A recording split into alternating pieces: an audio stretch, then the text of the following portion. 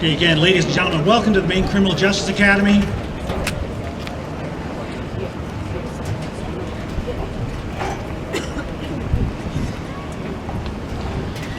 Again, welcome to the Maine Criminal Justice Academy for the 39th Basic Law Enforcement Training Program Graduation Ceremony. I'd ask at this time, Sergeant Mills, please host the colors.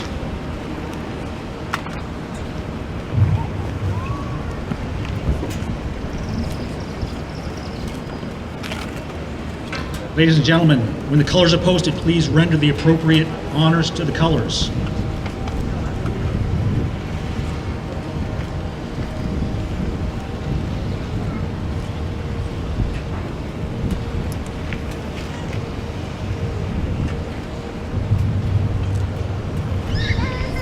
Detail! All arc! Arch! Please stand.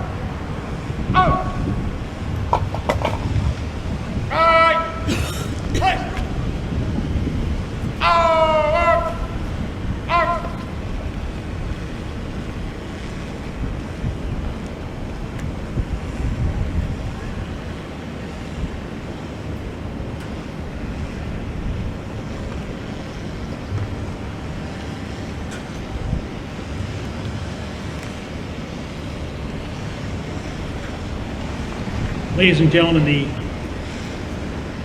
individuals on the color guard are Officer Christopher Bible of the Brunswick Police Department, Officer Maya Durgan of the Westbrook Police Department, Trooper Recruit Dalton Favreau of the Maine State Police, Deputy Kevin Mayu of the Cumberland County Sheriff's Office, Warden Garrett Moody of the Maine Warden Service, Trooper Recruit Robert Najad of the Maine State Police, and Officer Quincy Stewart of the Brewer Police Department.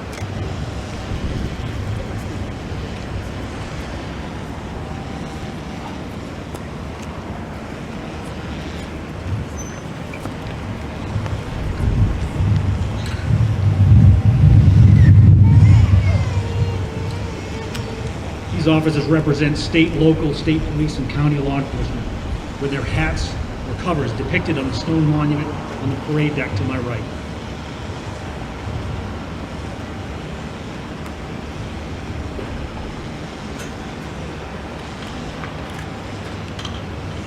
The next ceremony you are about to witness is the Remembrance Detail. The officers of the Remembrance Detail ceremony are from the 39th Basic Law Enforcement Training Program, represents all fallen officers. The remembrance ceremony you're about to witness is to honor those fallen officers in Maine and across our great nation who have given the ultimate sacrifice. Detail. Oh, word. March.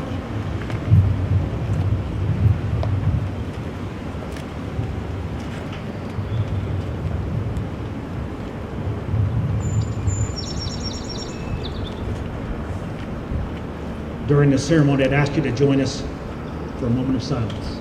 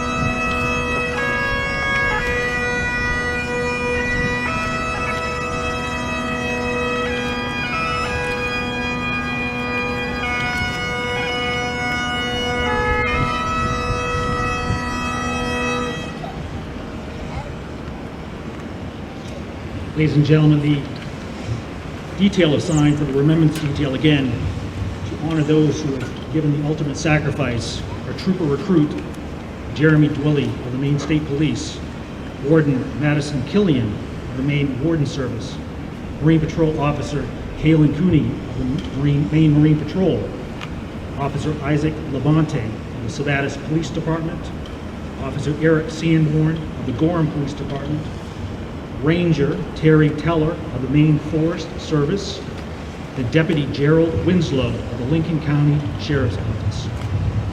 Ladies and gentlemen, please take your seats for a moment while the class prepares for their admission.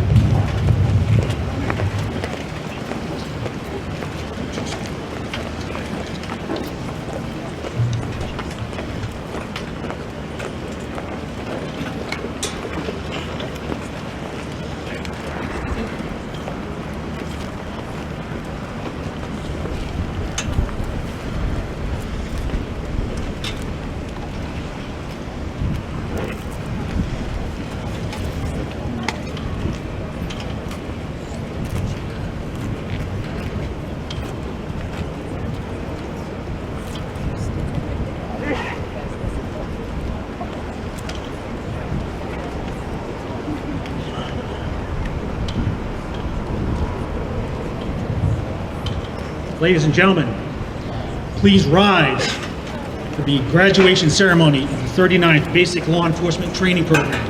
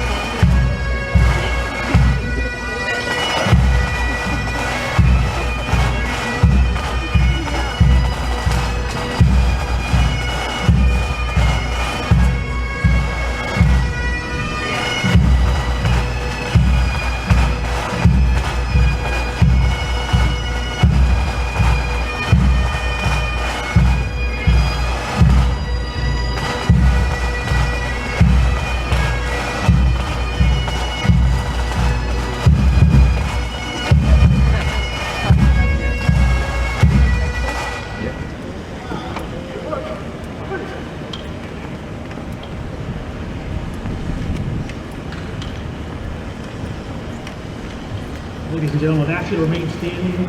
We'll have a couple more events, include the singing of our national anthem. At this time, I would ask Warden Julia Hurst of the Maine Warden Service to come to the podium.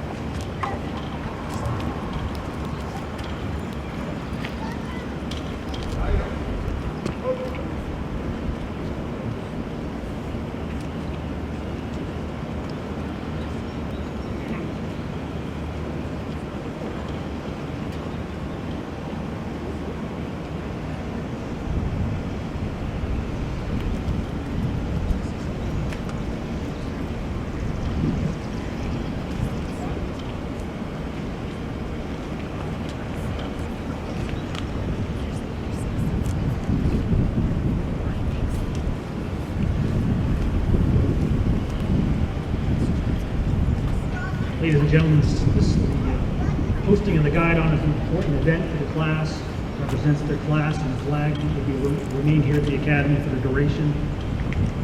The guidon bearers for the 39th Basic Law Enforcement Training Program, Officer Michaela Hodge, the Waterville Police Department, Deputy Matthew Ryan, the Lincoln County Sheriff's Office.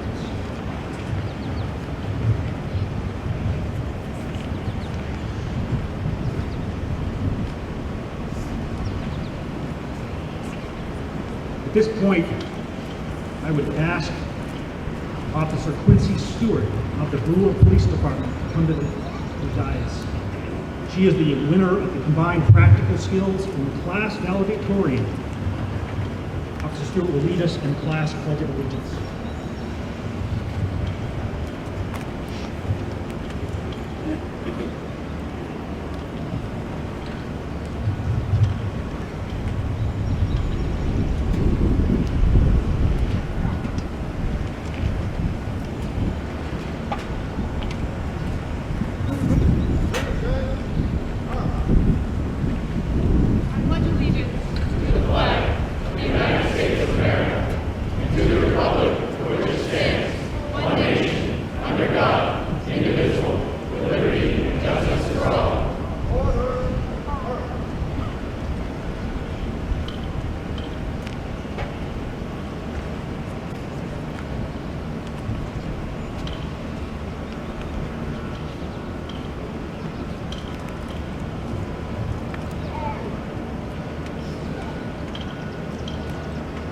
I would ask our chaplain for today, Maine Warden Service Chaplain Kate Bracebrat, to give us the invocation.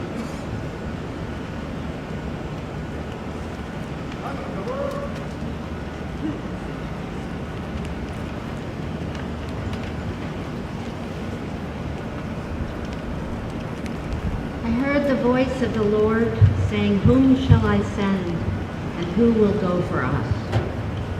Then I said, "Here I am, send me."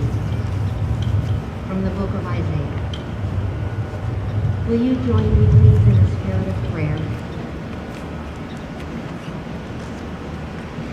Holy God, here we are, asking your blessing on these, your newly minted law enforcement officers, servants of righteousness and justice and love. When you called, when you asked who will go for us, each of these men and women stood and said, "Send me." When we, your aching people, the vulnerable, fearful, the angry, the injured, the threatened, call out for help, who will go for us? Each of these will stand and say, "Send me." In the storm that comes of criticism, of crisis, of abuse, of violence, of certain risk and uncertain reward, who will go for us? And each of these will stand and say, "Send me." There are many paths that led here to this day. And here they are, uniform and uniform. In training, in ethos, in the spirit of service, uniform in their response to our call and yours. Who will go for us? And their answer has been and will be, "Send me." God bless them. Amen.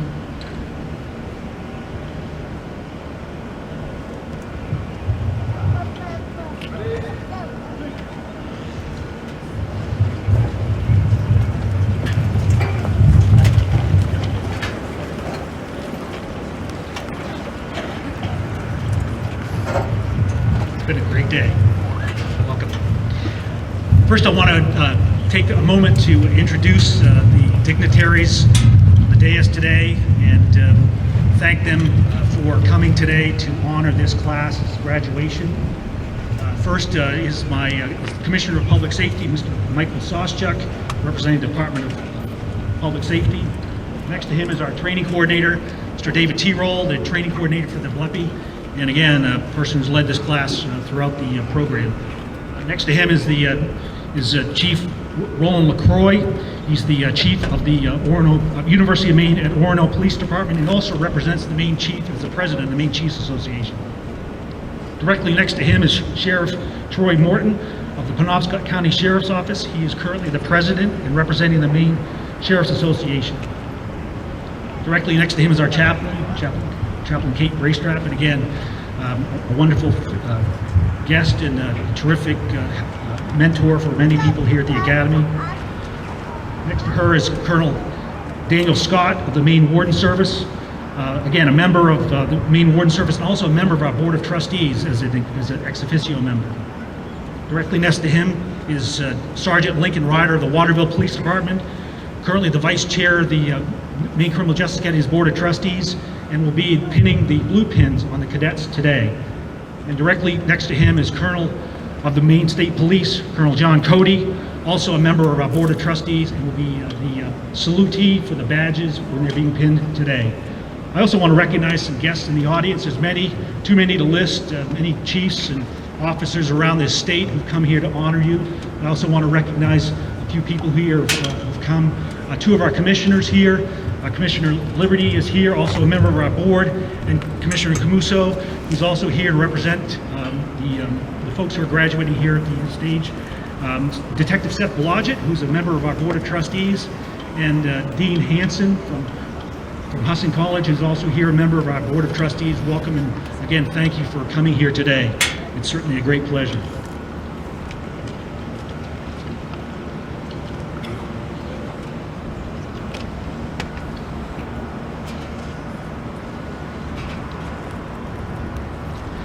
Today I want to just spend a few minutes. I'm not going to be long. I do want to, again, welcome you to this academy. I will tell you that this is the first of many firsts in this class, and we're going to be hearing more of the class's accomplishments and what you've overcome to be here today.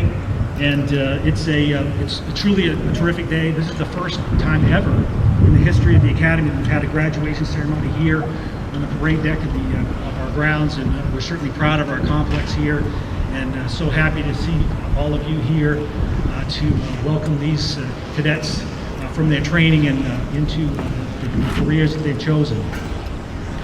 I have again a few of the mentions that I want to talk about with this class, being the first class coming back after dealing with the pandemic. I mean, let's be clear. This has not been a terrific opportunity for in-person training, and this class and the staff here at the Academy deserve a lot of credit and admiration for the work that they've done to make this a successful and safe training environment in the midst of a pandemic. So that's certainly something that we should all be proud of.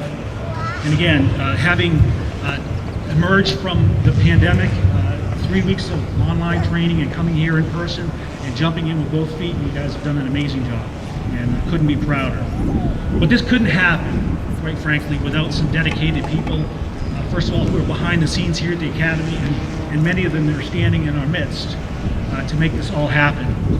First, I definitely want to recognize our training coordinator, Mr. T-Roll. He's here on the dais and was going to be reading some names here later on and helping the class graduate. Mr. T-Roll has done an amazing job organizing literally thousands of hours of training for you folks to have while you're here at the Academy, and to coordinate all those trainings is a huge undertaking, and something we're very proud of and much appreciative. Josh Daly is here as well. He's our lead MARC instructor, relatively new to our academy, soon to be a new dad, so we're all happy for Josh. But as most of you know, Josh has been leading you in the MARC program and preparing you for that final scenario, which everyone was very nervous about, but successfully got everyone through that program. And Josh literally spent hundreds of hours in addition of his time preparing you. So again, staff, he certainly went the extra mile. Amy Kitchens, who's here at the Academy, does primary work for the BLETP as clerical work, but again, has done an incredible job keeping up with all the work. Jack Peck, who's milling around the parade deck and keeping keeping us and me going throughout this whole program. Has done an amazing job keeping us moving. Karen Green, who's our Office Associate Supervisor, Debbie Dalzell, Nellie Raymond, Jim Lyman, who's here manning the camera, Alan Gregory, who's our training coordinator for the basic corrections, but also is did classes yesterday in mental health first aid with you folks, and also is doubling up and playing in the Maine State Police Pipe and Drum Unit. So he's doing it all. So that's what happens here at the Academy. We have to do that. Don Finnegan is also here helping with the recording, and he's been involved in the impaired driving program here at the Academy. And again, all parts and parcel to making this successful. Special thanks certainly go out to the cadre staff, and I think we talked about this last night during our award ceremony. What an amazing group of individuals who came here on their own, willingly came here to live with you and spend time mentoring you and training you in the best of their abilities. And again, each one of these folks comes to us as the top of their game. These are the best of the best. We're so happy and proud to have them here representing your class, and they'll be forever your cadre, and you'll remember them forever. Officer Andrew Drew, casting away from the Portland Police Department's first BLETP, looking forward to returning, has done a great job. Warden Andrew Smart from the Maine Warden Service, again his first BLETP, but has done an amazing job helping out and working with this class. Alec Thompson from the Benediction Police Department, again, consummate trainer and a great representative, been here for a couple BLETPs and has done an amazing job, and also pipes in with the pipe and drum unit. So again, a great wearing of many hats. Sergeant Jared Mitkiss. Jared's been here for multiple classes, and a shout out to his agency. When we finally decided that we were able to safely bring this class back in person, this was short notice, and we were in desperate need of a representative from the Sheriff's Association, which would try to balance out our cadre representation. Sergeant Mitkiss literally within days has rearranged his agendas. He's a working full-time detective sergeant. His agency supported his attending and came here to provide his expertise to this class. Sergeant Scott Hamilton, again, a consummate trainer, an amazing trainer and mentor for this class. Has been here for many years, literally stood up the MARC program back in the day, and has been an incredible trainer and just an amazing person to have as a mentor. And you will remember, I'm sure, Sergeant Hamilton forever. Sergeant Joe Mills, who's again one of our senior cadre supervisors, and really is the consummate mentor, professional, has orchestrated many of the things that we're doing here today. So again, can't thank everyone enough. I'd like to offer them a round of applause if you will.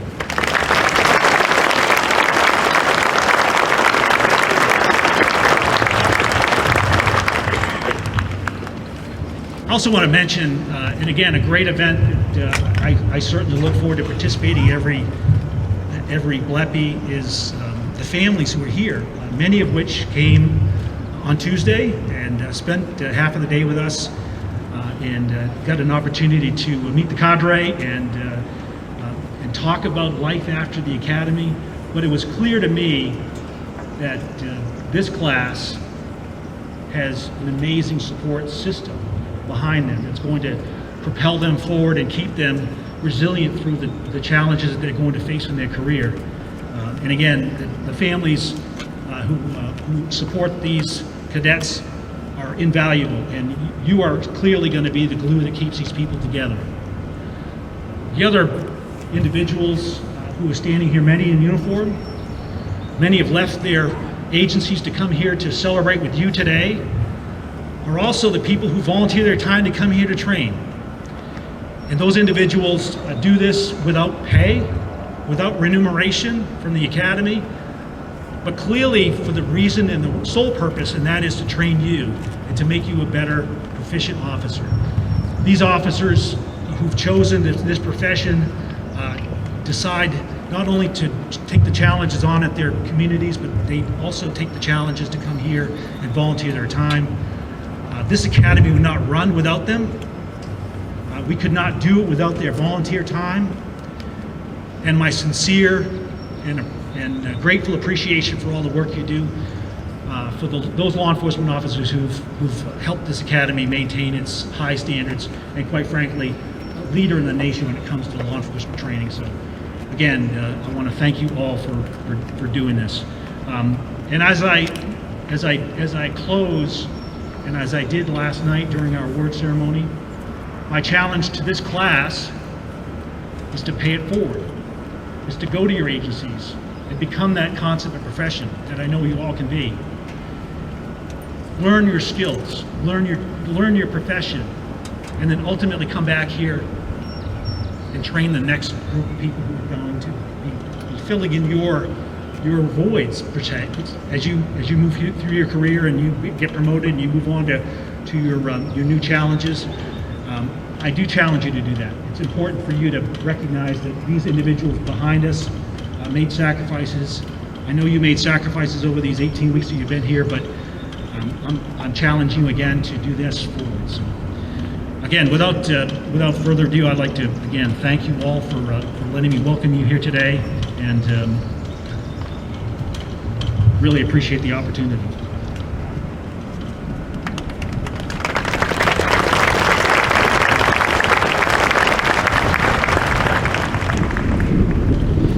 At this point, I would ask the class president, Officer Donald Gray of the Portland Police Department, to come forward for some remarks.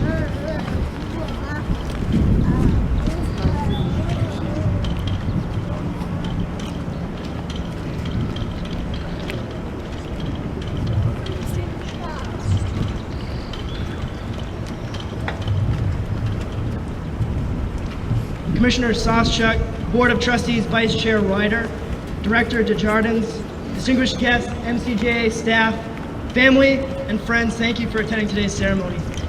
Before I begin, I would ask that anybody that served in the United States military or performed any work in public service stand up to be recognized.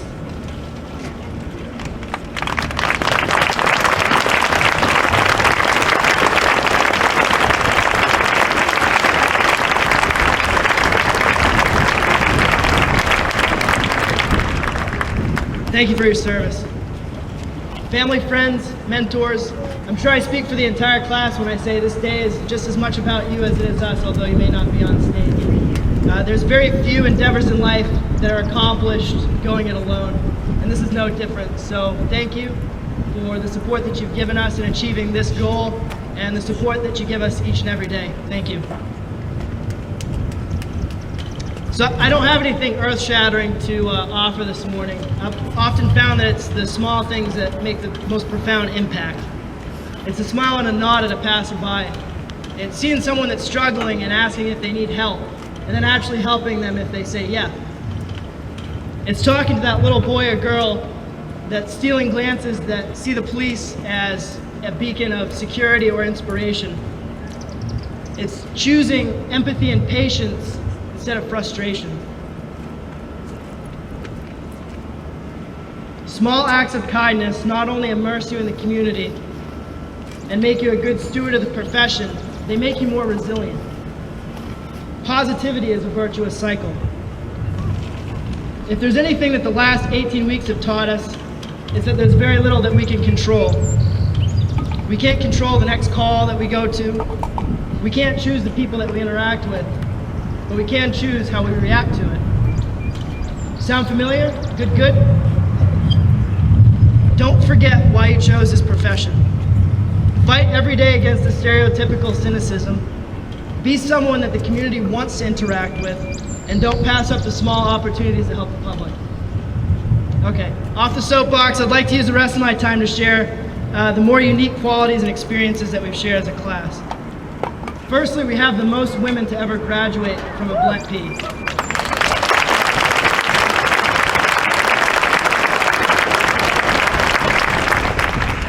We have Ranger Terry Teller, the first,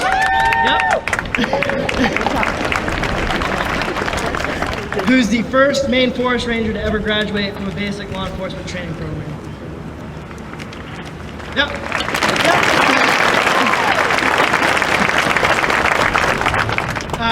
For those that don't know, we started the program with 3 weeks of online classes where Sergeant Hamilton still managed to induce stress. We ate meals, conducted classes, and physical training within the confines of the TAC Center for 12 weeks. And finally, we are the largest BLETP class to date, representing 34 agencies from throughout the state, from Fort Kent to South Berwick.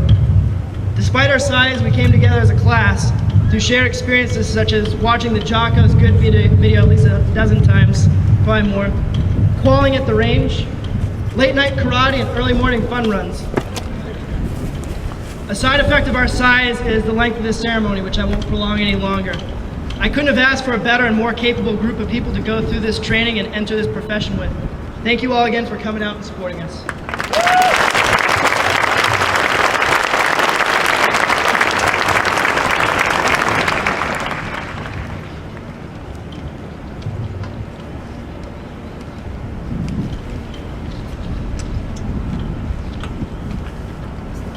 Thank you, Officer Gray. Great job. At this point, I'd like to invite to the podium our keynote commencement speaker. Commissioner Michael J. Sostrak came from the Portland Police Department, where he rose to the ranks to become chief and ultimately assistant city manager.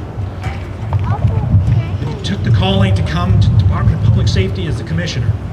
So gratefully did. Commissioner Sostrak started his law enforcement career again with Portland in 1997 and ultimately became the chief in 2011 and in our commissioner to currently. Commissioner Sostrak is a former U.S. Marine Corps machine gunner, has held many specialties, field training officer, special reaction team member, a crisis intervention team member, and a weapon and mass destruction team member. He's a graduate of the University of Southern Maine, where he earned a bachelor's degree in criminology. Mr. Sostrak lives in Wyndham with his wife, Mary. As commissioner and a member of our board of trustees, Commissioner Sostrak is a tireless advocate for all law enforcement in Maine and a huge supporter of the BLETP program and the Academy. Please welcome Commissioner Michael J. Sostrak.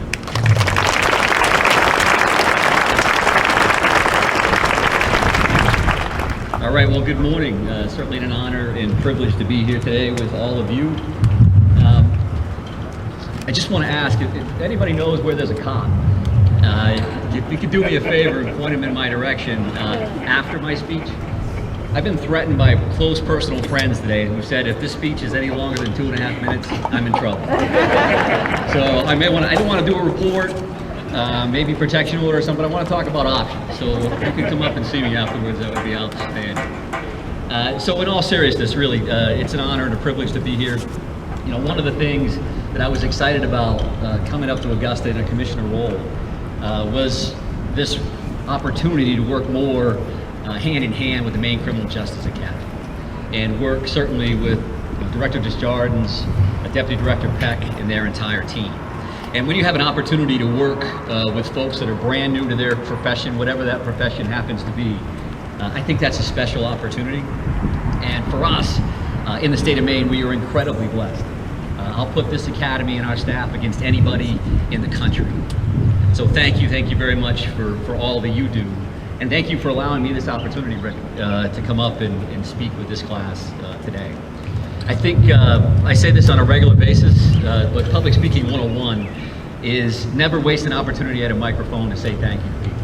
I think that we get so busy in the world, we have these smartphones that make us dumber, and all of the things that we're chasing. And now with COVID and Zoom calls and all these different things, you know, the reality is that we can wake up and it'll be 6 days, 6 weeks, 6 months. And I thought I was going to run into fill in the blanks. I thought I was going to get a chance to say thank you. And I was too busy. I was just on the move, heading to the next thing. And we've got to do a better job of thanking those that do so much on our behalf. So again, I'll come back and say thank you to the Maine Criminal Justice Academy staff for all that they do day in and day out, and I'm going to circle back to them again here in just a second. I want to say thank you to our cadre and the work that they do. I've often said as well that, you know, I think a couple of the most important positions in a law enforcement agency are field training officers and sergeants. And the reason for that is because you have the opportunity to have a real-time impact on those that you work with and those that serve our communities day in and day out. And what our cadres are truly the best of the best, as Rick had mentioned. And they are field training officers on steroids, right? 24/7. They're coming from their agencies to pass on a career's worth of knowledge in a very short amount of time. So thank you for all the work that you've done on behalf of this class and on our behalf. I want to say thank you to the police chiefs that have allowed that to happen. I know you're all struggling with staffing, with the minimum resources out there in the world, but yet you know how important it is to provide those cadres to come up and help shepherd this next generation of law enforcement officers forward. You know how important it is to give freely of a couple thousand hours worth of time in an academy setting and beyond. So thank you for all of that support. We truly do appreciate that. I think we also say thank you to our law enforcement officers that are present here today, and first responders above and beyond that. If we have any dispatchers, firefighters, EMS personnel, and brothers and sisters in law enforcement, thank you. And thank you not just for the work you do, but for the people that you are, more importantly. You carry the torch on our behalf out there in your communities every day, day in and day out. And that's a special torch to carry. It's something that you should be proud of, and that I know you're proud of. I also just want to thank our families, certainly last but not least, in the sense that you allow us to do the work that we love so much. And I use the word allow on purpose. You allow us to go forward and do the things that we love to do on behalf of our communities. And we know that that's not easy. We know that you give so much to allow us to go forward. And you know, the opportunities that you give us, we can never, ever, ever thank you enough for. And not only allow us to do the work, but then thrive in those atmospheres. And we know it tugs at your heart when we get up to go to work. We know it's a little difficult around the holidays and birthdays and all those other things. But I think you also sleep with pride at night knowing that a member of your family is making a difference out there in the community. So thank you for that. You know, coming into this kind of a scenario where you're supposed to give a speech in front of a bunch of people, I had this opportunity to do a commencement speech in May of 2019.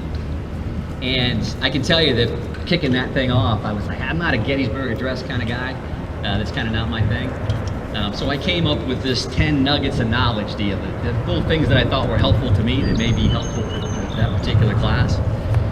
But the reality is that the top 11 through 20 nuggets of knowledge just doesn't sound as cool. So I couldn't do that today because that didn't make a whole lot of sense. So maybe like you, for me, you know, when you're frustrated or you're looking for inspiration, I go to the pillars of intellectual authority out there. I look to philosophers, and I realized that Winnie the Pooh once said, "Life is a journey to be experienced, not a problem to be solved." Life is a journey to be experienced, not a problem to be solved. I'm going to ask you to think about that, mull that over a little bit. And I'm going to ask you to think about it because I have no idea what Winnie the Pooh's talking about, right? He's talking about not a problem to be solved. We're problem solvers. That's what we do. You can't take that away from us. I mean, what would we do if we're not out solving everybody else's problems, right? But I like it because it does talk about a journey. And this is not a destination today. This is just a little stop on that overall journey. Your career is already amazing to be here. And it's going to get better and better as time goes. You think about 18 weeks is really a snapshot in time. When you talk about a 20, 25, 30, I was at Chief Robbie Moulton's retirement party 44 years earlier this week. And there's been a bunch of law enforcement leaders over the last couple of years with 35 plus that have decided that they're time to move on. So when I think about those kind of things, I think about that journey. I think for me, I want to go back over that last 18 months or so and talk about the journey of law enforcement here in the state of Maine. And you can't talk about the last 18 months or so without touching on COVID. And to think that one of the very first things that then acting Academy Director Rick Desjardins did is call me on a Saturday morning. He'd been in that position about 2 days, about a hot minute. He's like, listen, I think we got to suspend the 38th. We got this going on, we got that going on, we got all these things that are happening in the world, and we need to adapt, and this is what we need to do. And we kicked that around and made that decision to in fact, suspend them for what ended up being a number of weeks. I say that because out of that crisis scenario came growth in the Maine Criminal Justice Academy. To see Rick and his team thrive under that pressure We've joked to say that they weren't thinking outside of the box. They didn't even know where the box was, right? This is a kind of an old school approach at our academy that we're incredibly proud of, and it's worked incredibly well for us. And they had to scrap that, start all over again with a hybrid model, and we're gonna do this and we're gonna do that. We realized between the entire team, they had 3 smartphones and a laptop that weighed about 50 pounds from 30 years ago. And we had to do our job to support them in their mission. And they really stepped up to take care of us and to take care of our law enforcement officers. And they're stronger because of that scenario. We don't want to go back and do that again, but we are looking at that silver lining, and we're looking at that experience to know that if it did happen again, that they would absolutely crush them. There's just no question in my mind that we can take care of that business. You talk about our first responders. When many folks were staying home and following the guidelines to do that and to stay safe, what happened with our first responders? They just figured out 3 more layers of protective equipment to go in and went right back to work. Never, ever changed the way they do business. Always professional, always ready to step up to the plate to protect their community. So thank you to our first responders for doing that. You know, we talk about, thank you very much.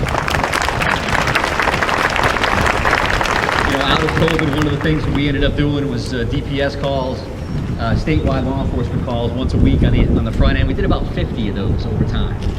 And that had nothing to do with me or the Department of Public Safety. That's leaders coaching each other up on what they're seeing and how they can better help you. I haven't seen this yet. Well, this is what we're doing.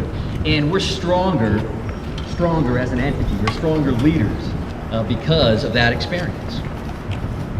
And you're going to see a theme there with this strong concept. After that, we have a summer with a lot of social justice movements and civil unrest. Right here in our own backyard, right, wrong, or indifferent, it happened. And when you think of the way our law enforcement officers responded in incredibly dynamic and dangerous scenarios, it just makes me shiver with pride. It makes me get goosebumps thinking about the professionalism those officers and our leadership showed in the face of hard time. And you don't want to go back and do those situations again. You don't want to live that. We do want to get better as an industry, and I think we are. We're constantly striving to get better and better. But I do look at that scenario and know that if those kind of things happen again, in fact, our officers are ready to respond because they are stronger now than they were before. I think about these relationships that were built around the state, the partnerships that were right there in front of our face. When somebody popped a flare and said, we need help, everybody was coming. It's just like a call for service, right? You can hear those sirens coming when you need something. Well, this was the same exact scenario on a much broader scale. And there's a lot to be proud of there for our industry in the state of Maine. The professionalism that the officers showed in the face of diversity and issues that they were faced with. They're working with the communities day in and day out. And when they were faced with that danger, they were professional. You could see it in their face, and you can see it in the way that they reacted. And I know that the muscle memory that they formed during some of those incidents were used in this academy setting to show our officers how to deal with things the proper way, professional way. When I think about this last legislative session, which they're coming back in on Monday to do additional work, I think about some bills, some statutes that were incredibly dangerous, I think, to law enforcement in the state of Maine. And you know what happened with that scenario is that partnerships, the Maine Chiefs of Police, the Maine Sheriff's Association, Department of Public Safety, the Attorney General's office, folks work to coordinate and collaborate their responses so that they can in fact educate our elected officials and help coach up our elected officials on how things are actually on the road when you're doing the hard work. And I think we won far more than we lost in this legislative session. And we learned a lot, actually. And I think we've had those conversations, and that's allowed us to grow here in Maine. So definitely what you see our industry, our folks are stronger than we were when we started that. Let's talk about your journey, which is why we're here today. And to think about the historic nature of this class, things that have already been mentioned a couple different times, but to know that it's the largest class that we've ever had.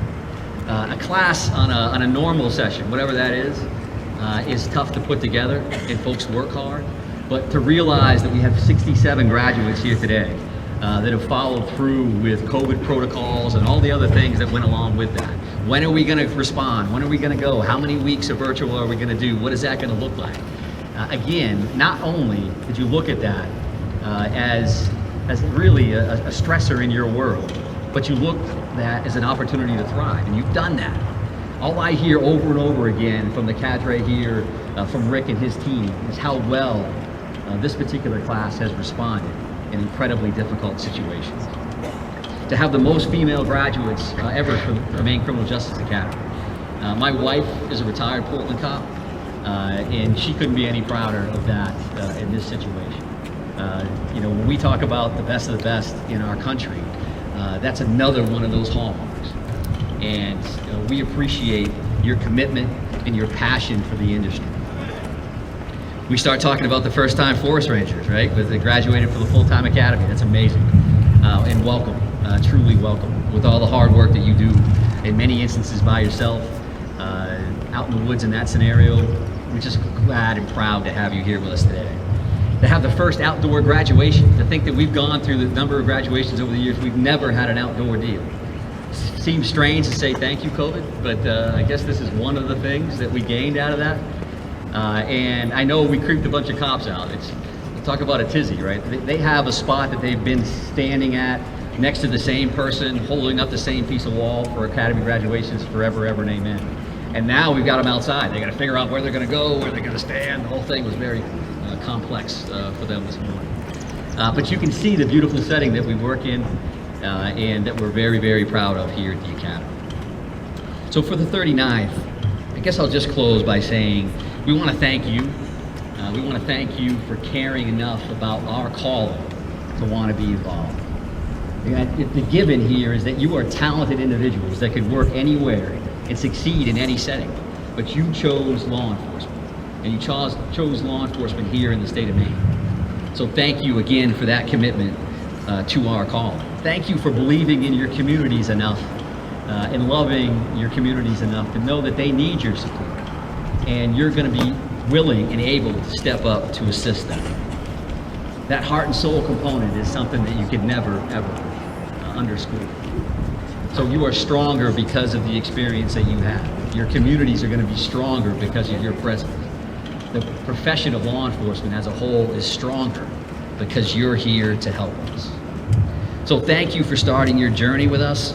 Again, it's an honor and a privilege to be here. When I look back at Winnie's quote, life is a journey to be experienced, not a problem to be solved. I think what that means to me is to focus on that journey. Don't get wrapped up in the axle about the silly stuff that's going to happen along the way. Focus on that journey and know that you are, in fact, making a difference. It's a big deal that you're here, and we're proud of you. We're incredibly, incredibly proud of you. So please, in closing, be safe, be proud, and Semper Fidelis. Be safe. Take care of yourselves, take care of your others, take care of your families, and that's your immediate families as well as your law enforcement family, your first responders. Be proud. Never, ever betray your core values. Always accomplish the mission, and do that the right way. And Semper Fidelis, always faithful. Take care.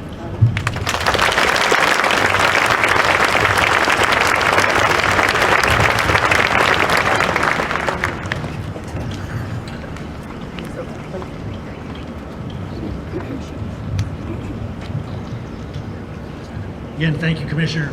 Really appreciate that. At this point, I'd ask those individuals who are going to be pinning badges on their cadets to please rise and take your positions. We're getting close. That's a good run.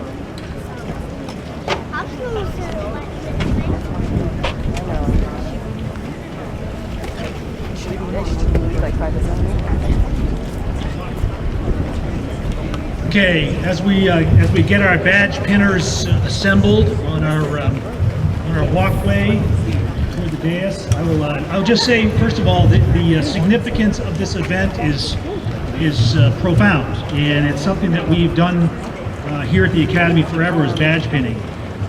This Academy, we're also adding another significant event, which is the pinning of the blue pin, which is another incredibly significant and important event for the officers who are receiving this final act here at the Academy, which is the blue pin is a symbol, and it's a symbol of, in essence, moving from a provisional state of licensure to a full status as a full-time law enforcement officer, fully credentialed. The coupling of the badge and the pin really is signifying that the journey is, from that perspective of certification, is done. Clearly the battle for learning and training and keeping yourself moving forward is never ending, but for this day, this is an important event for you all to have, and I just wanted to let everyone here know that that's going to be happening. In addition, the Vice Chair of the Board of Trustees, Sergeant Lincoln Ryder, will be pinning the blue pin on your uniforms, and that will be, again, he'll be following the badge pinning. Okay, without further ado, I'd like to introduce Mr. David Tirol. He's our training coordinator for the Basic Law Enforcement Training Program, and he will be ultimately manning the podium while we finish the graduation ceremony.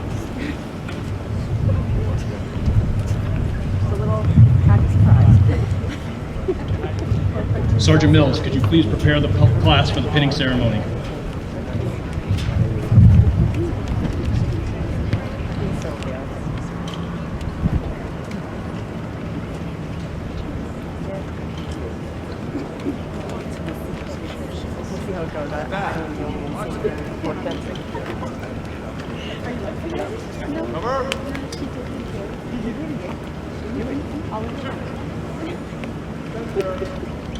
Quiet home.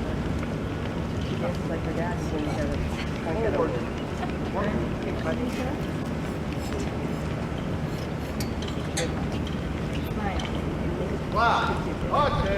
No point.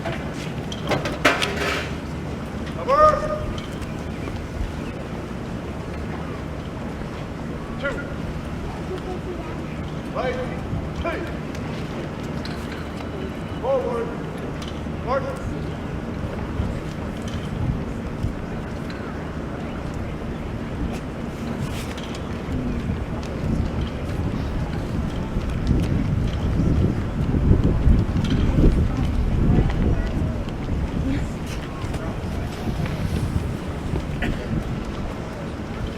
Okay, don't play me yet.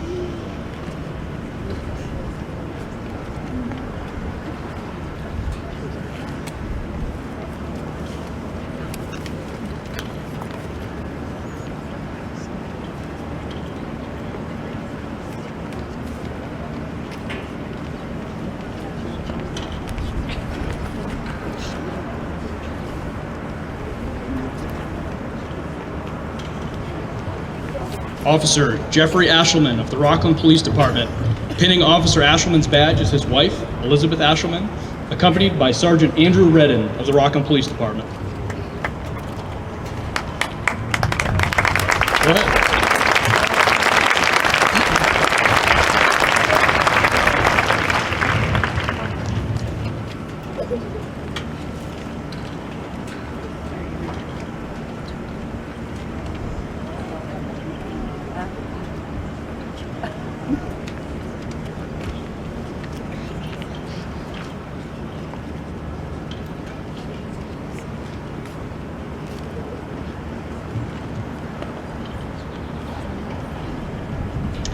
Officer Jordan Alber of the Windham Police Department. Pinning Officer Alber's badge is his father, Todd Alber, retired officer of the Middletown, Rhode Island Police Department, accompanied by Captain Ray Williams of the Windham Police Department.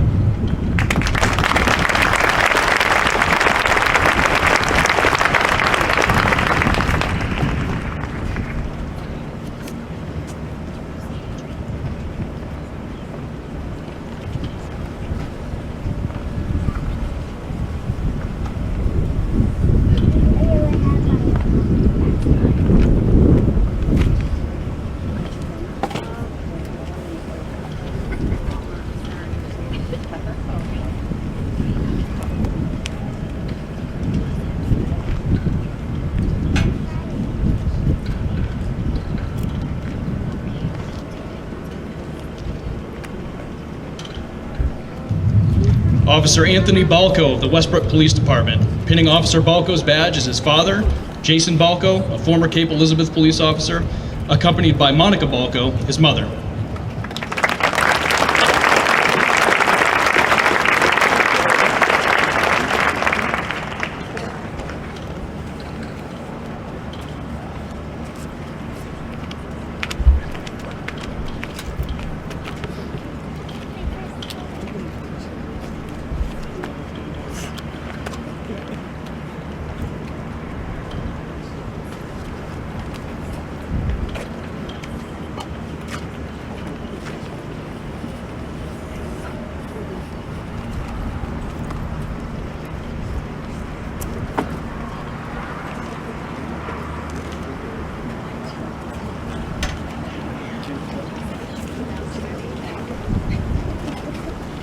Officer Olivia Bergeron of the Lewiston Police Department.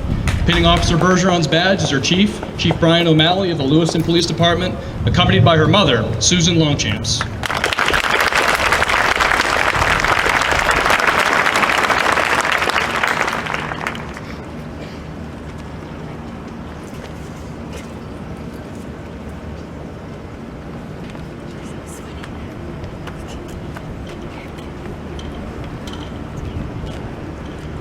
I want to see.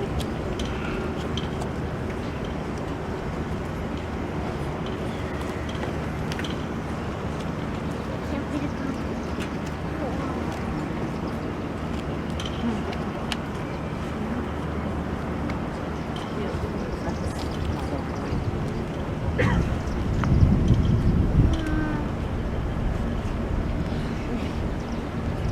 Officer Christopher Bible of the Brunswick Police Department. Pinning Officer Bible's badge is his wife, Michelle Bible, accompanied by Chief Scott Stewart of the Brunswick Police Department.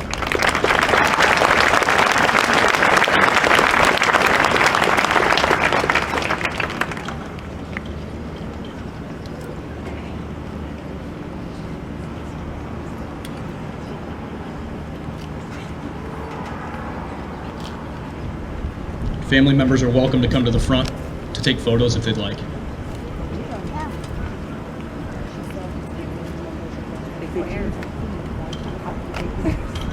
But only when it's hot. Maybe we should all want to be done with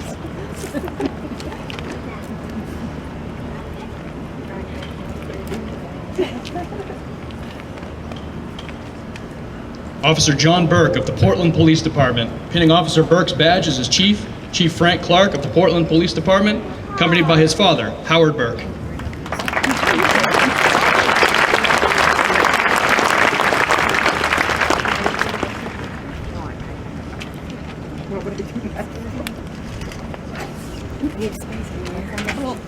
What's that you?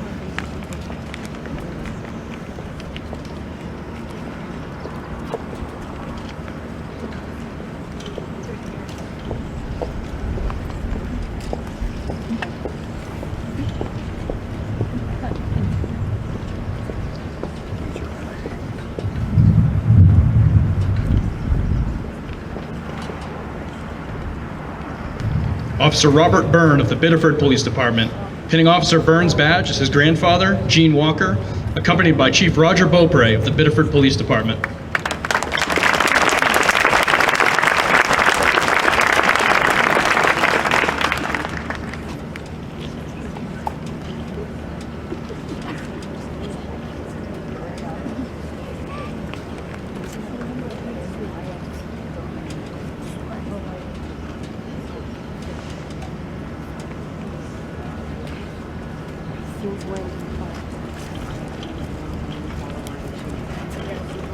And that's what I said.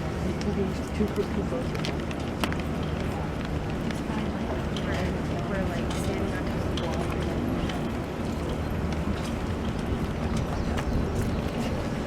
It's true. That's why I had to smooth it out. You're taking my hair.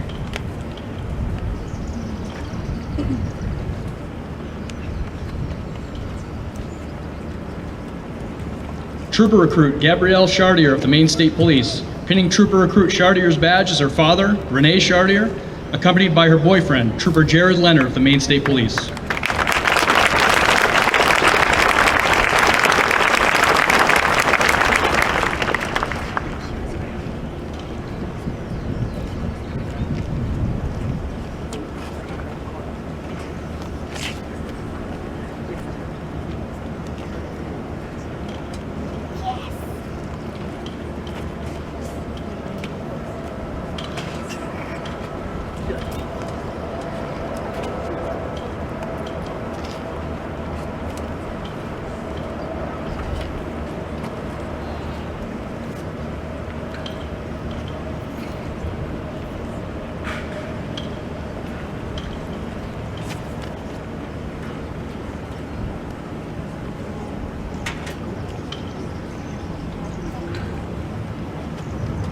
Officer Daniel Demers of the J Police Department. Pinning Officer Demers' badge is his Chief, Chief Richard Caton IV, accompanied by his wife, April Demers.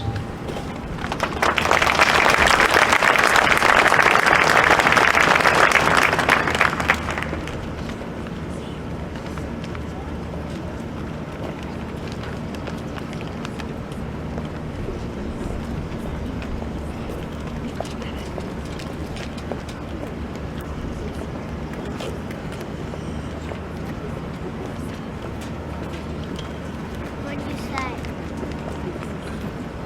And what?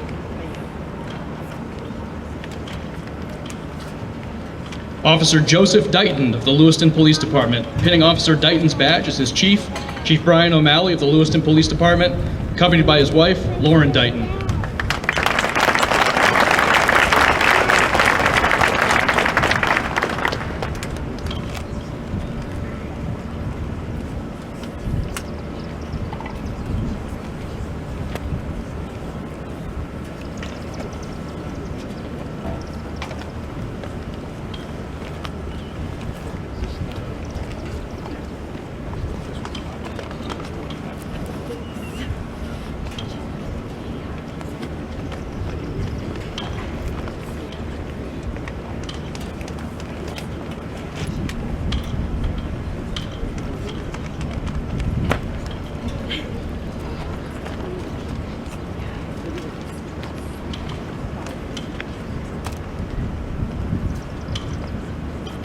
What are we going to do now?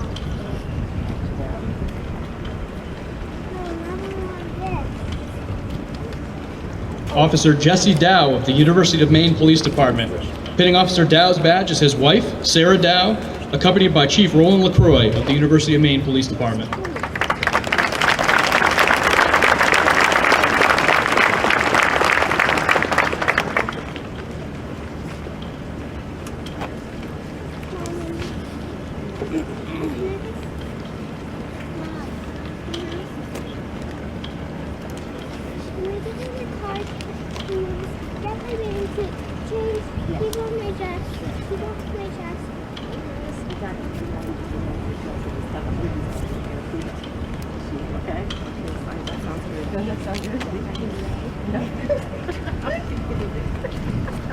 Warden Emerson Duplessis Sear of the Maine Warden Service.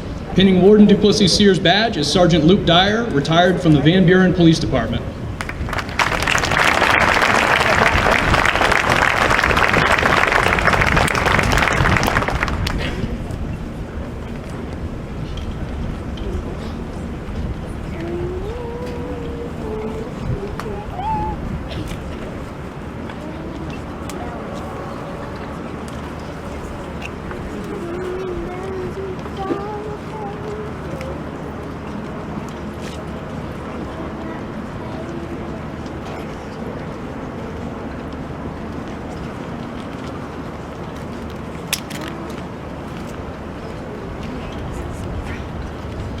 Officer Maya Durgan of the Westbrook Police Department. Pinning Officer Durgan's badge is her mother, Christina Richard, accompanied by Sergeant Renee LeClaire of the Maine Correctional Center. Officer Durgan is the award winner of the Mechanics of Arrest, Restraint, and Control Proficiency Award.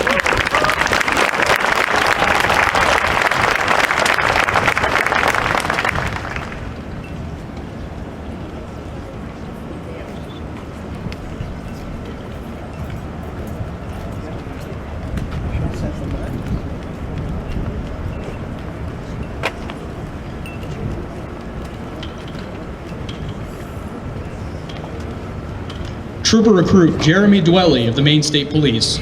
Pinning Trooper Recruit Dwelly's badge is his girlfriend, Emma Seeley. Trooper Recruit Dwelly is the award winner of the Emergency Vehicle Operations Course Proficiency Award.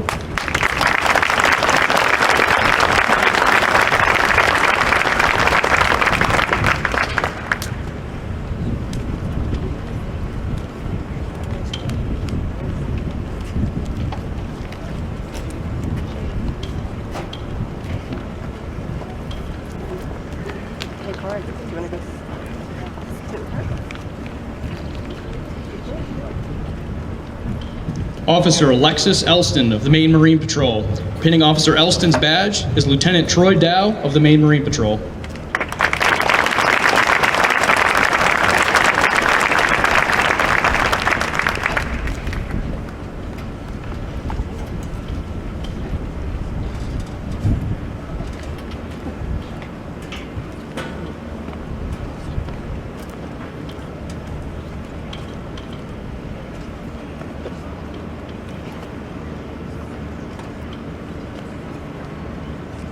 Officer Travis Emerson of the South Portland Police Department. Pinning Officer Emerson's badge is Sergeant Jake Hall of the South Portland Police Department.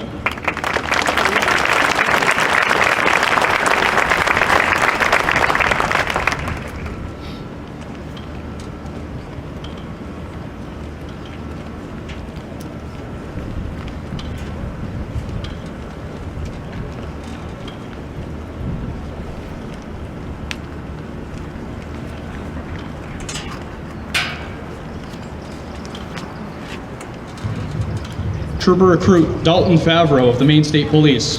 Pinning Trooper Recruit Favreau's badge is his father, Jerry Favreau.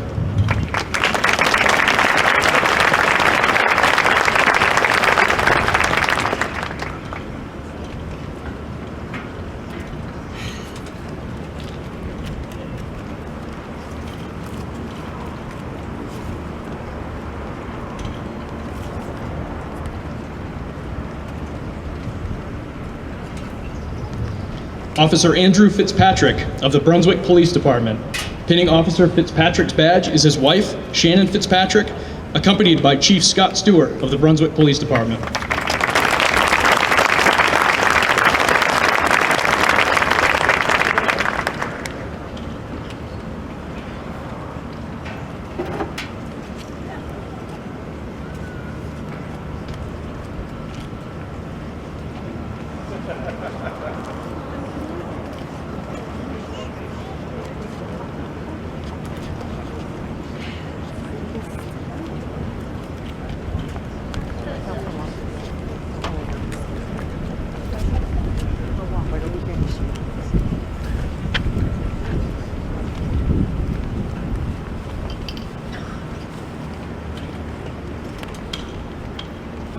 Trooper Recruit Peter Formansky of the Maine State Police. Pinning Trooper Recruit Formansky's badge is his mother, Susan Riley.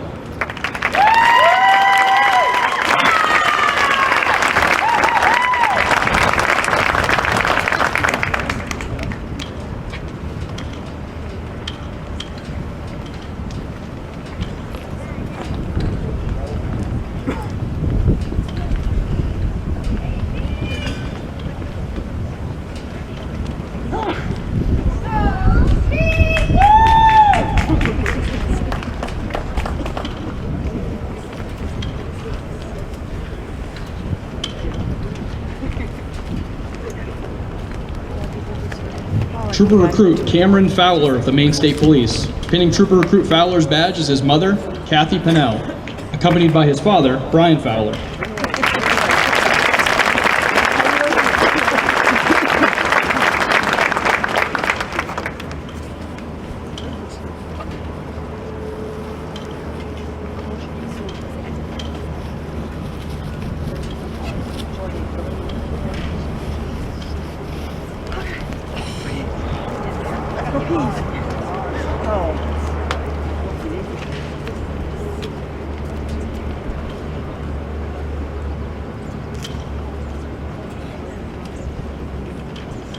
I blame you, Henry. Jesus.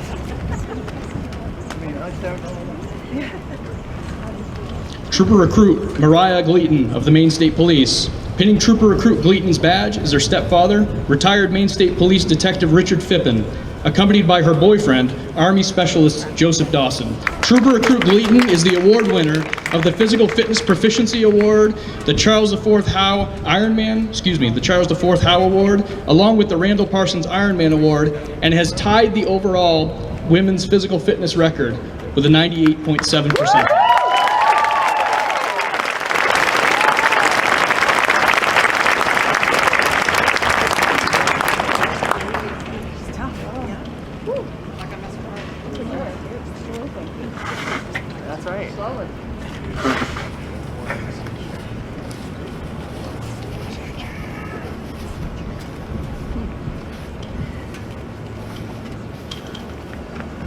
Officer Donald Gray of the Portland Police Department.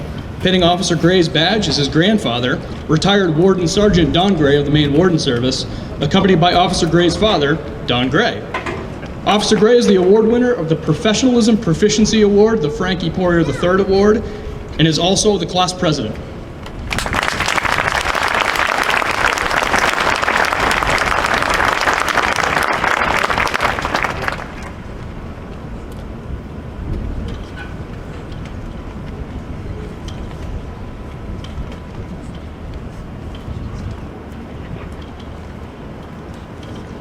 Trooper Recruit Tyler Harhart of the Maine State Police. Pinning Trooper Recruit Harhart's badge is his mother, Beverly Burns, accompanied by his father, Michael Corbett.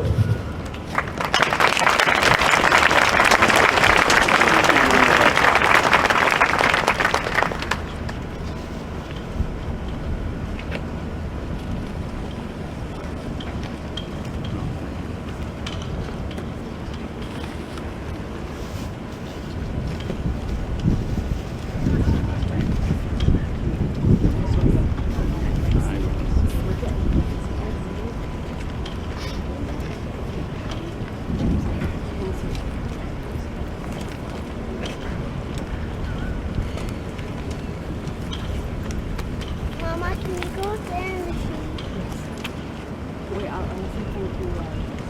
Deputy Kyle Hazeltine of the Somerset County Sheriff's Office. Pinning Deputy Hazeltine's badge is his wife, Erin Hazeltine, accompanied by Sheriff Dale Lancaster of the Somerset County Sheriff's Office.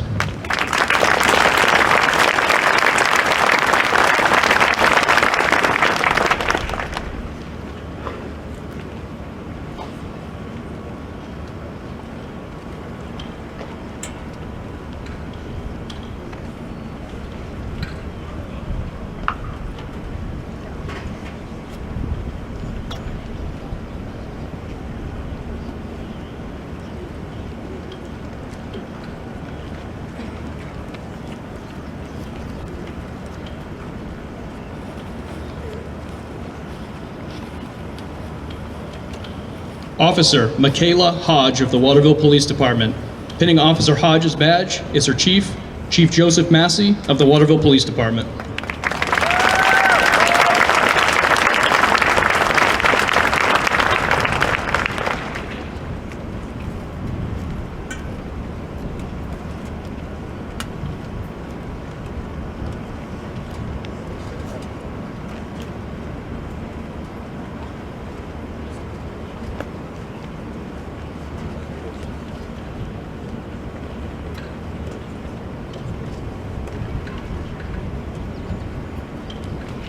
Warden Julia Hurst of the Maine Warden Service.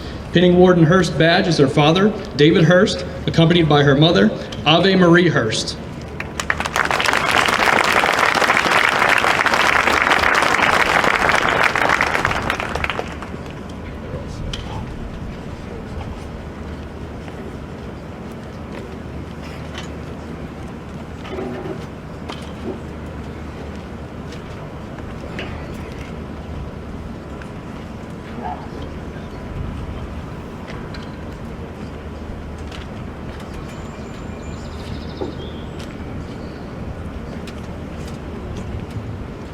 Warden Madison Killian of the Maine Warden Service.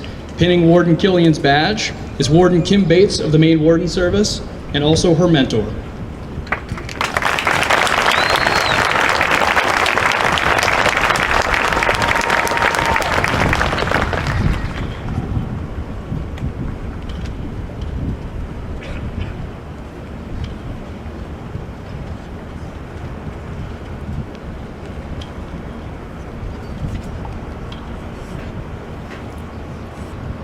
Officer Benjamin Kolko of the Dexter Police Department. Pinning Officer Kolko's badge is his chief, Chief Kevin Wintle of the Dexter Police Department, accompanied by his father, Joseph Kolko.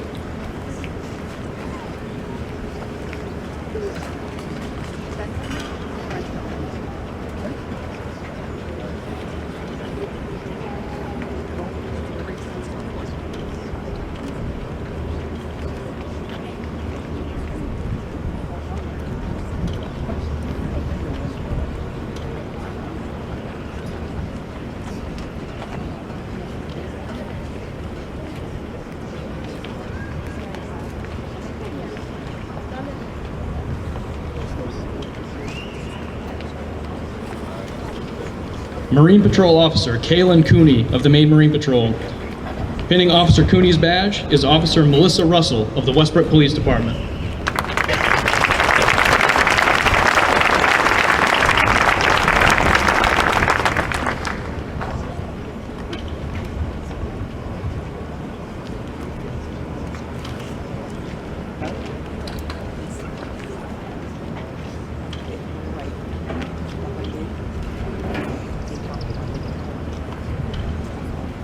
Officer Isaac Labonte of the Sabathus Police Department. Pinning Officer Labonte's badge is Deputy Gregory Mayotte of the Androscoggin County Sheriff's Office, accompanied by Interim Chief of Police Dan Davies of the Sabathus Police Department.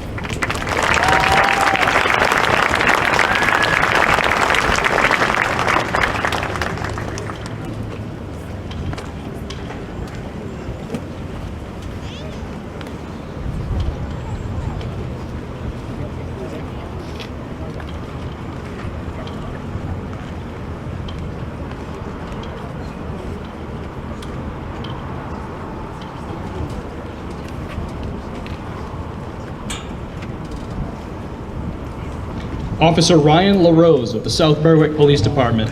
Pinning Officer LaRose's badge is his father, Robert LaRose, and his son, Ryder LaRose, accompanied by his chief, Dana LaJoy of the South Berwick Police Department.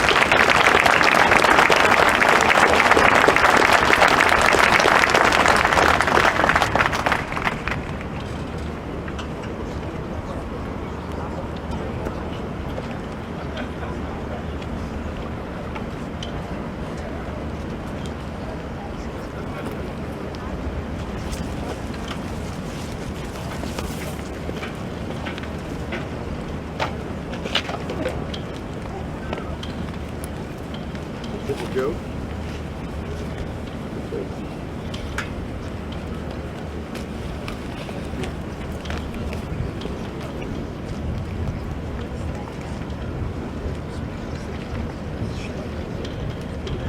Officer Haley McGuire of the Biddeford Police Department.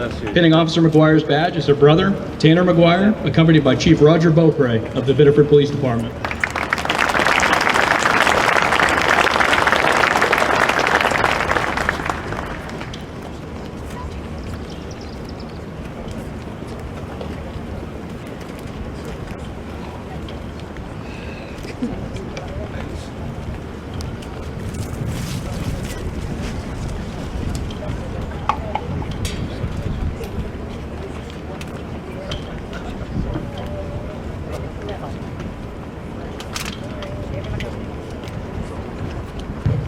Deputy Kevin Mayu of the Cumberland County Sheriff's Office. Pinning Deputy Mayu's badge is his dad, Dwayne Mayu, accompanied by Sheriff Kevin Joyce of the Cumberland County Sheriff's Office.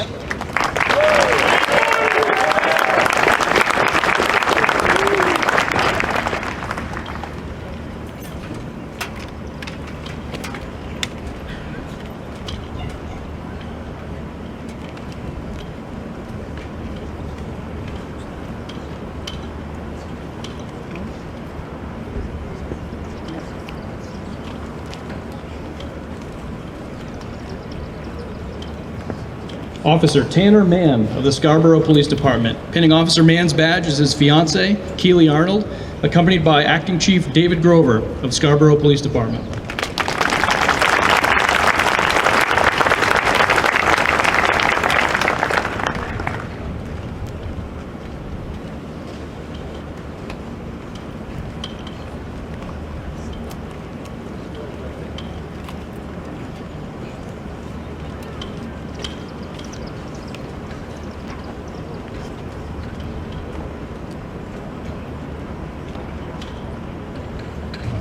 Officer George Maximic of the Bangor Police Department. Pinning Officer Maximic's badge is his girlfriend, Sierra Snow.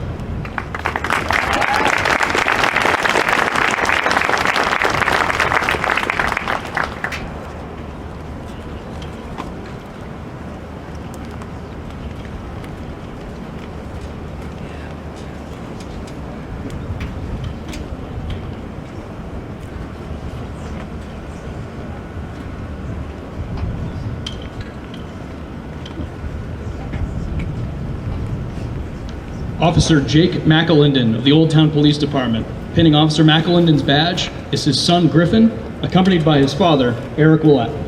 Officer McAlinden is the award winner of the Sid Bridges Firearms Proficiency Award.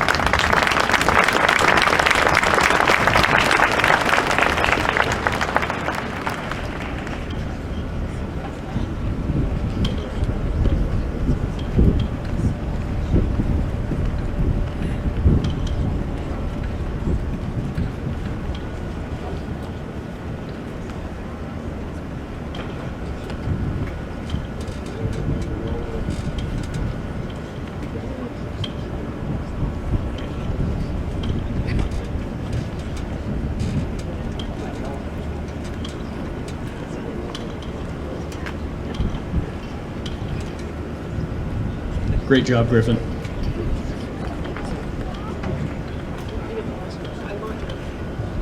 Officer John McLean of the Portland Police Department.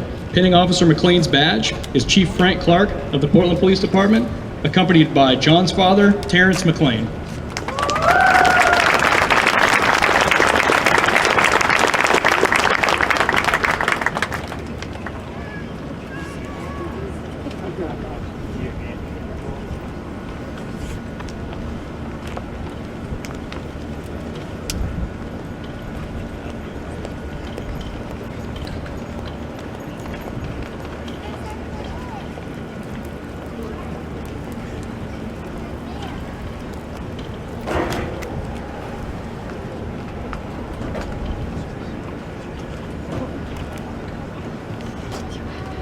Officer Emily McPadden of the Wells Police Department. Pinning Officer McPadden's badge is her father, James McPadden, a retired captain of the Lowell, Massachusetts Police Department.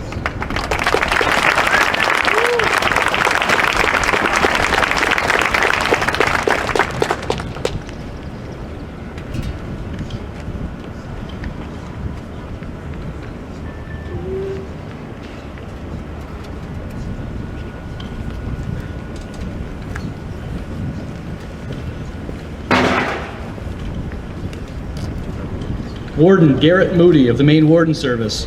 Pinning Warden Moody's badge is his father, Lieutenant Michael Moody, retired from the Brunswick Police Department.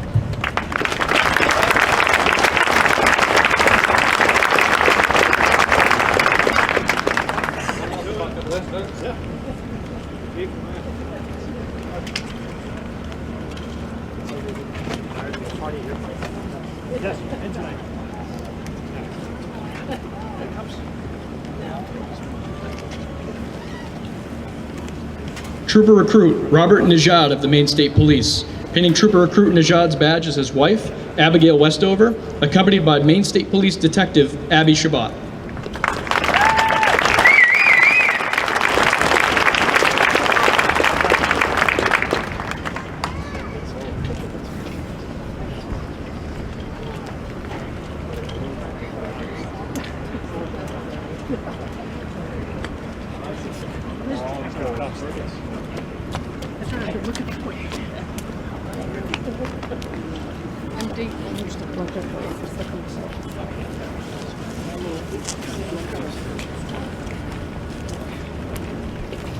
Trooper Recruit Craig Nilsson of the Maine State Police. Pinning Trooper Recruit Nilsson's badge is his wife, Christy Nilsson.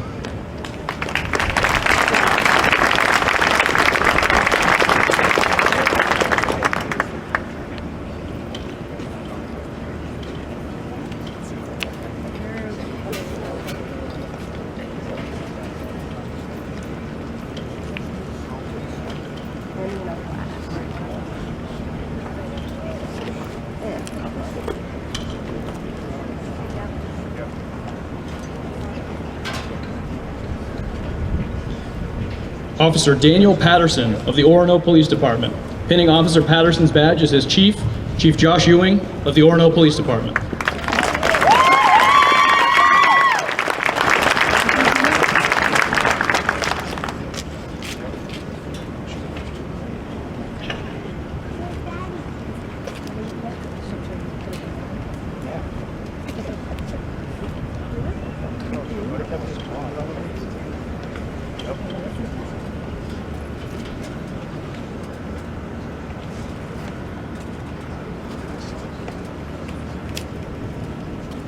Officer Cole Pelletier of the Fort Kent Police Department. Pinning Officer Pelletier's badge is his father, Owen Pelletier.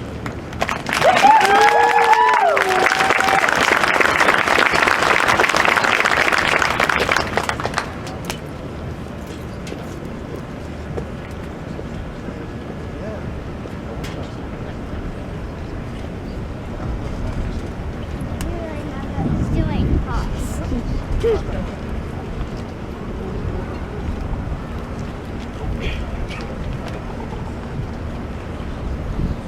Officer Jordan Peters of the South Portland Police Department. Pinning Officer Peters' badge is her mother, Kelly Peters, a New York City Fire Department paramedic.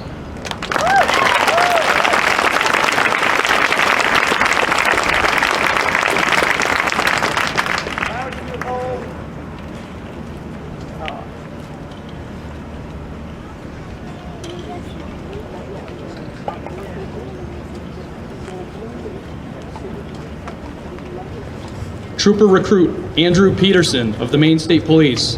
Pinning Trooper Recruit Peterson's badge is his grandfather, retired Connecticut State Trooper Robert Peterson, accompanied by his daughter Lorelei Peterson.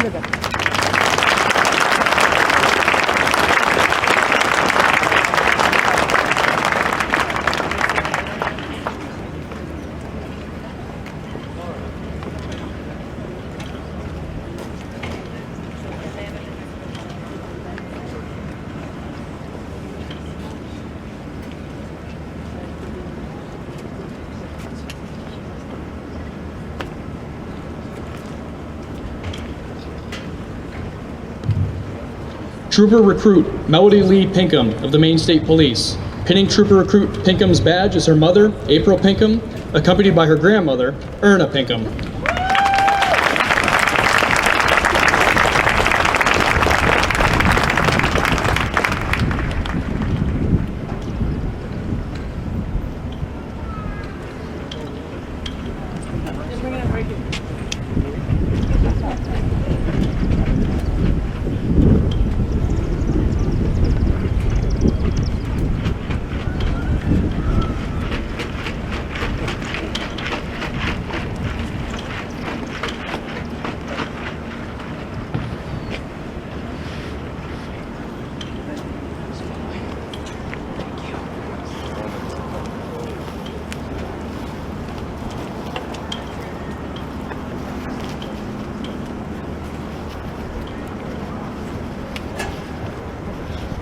Officer Bryce Randall of the Gorham Police Department.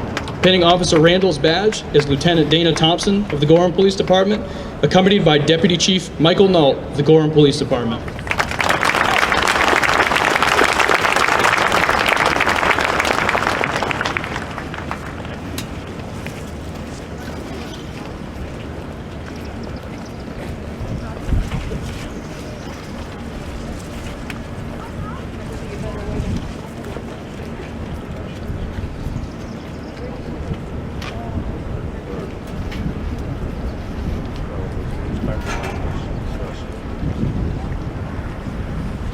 Trooper Recruit Tyler Richardson of the Maine State Police.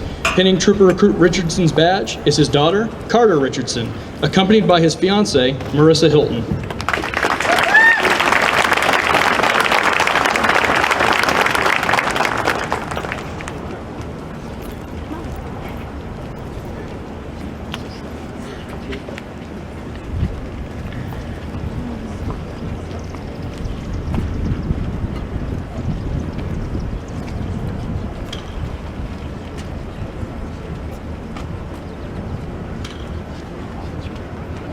Officer Seth Rolfe of the Waterville Police Department. Pinning Officer Rolf's badge is Sergeant Scott Dumas of the Waterville Police Department, accompanied by Chief Joseph Massey of the Waterville Police Department.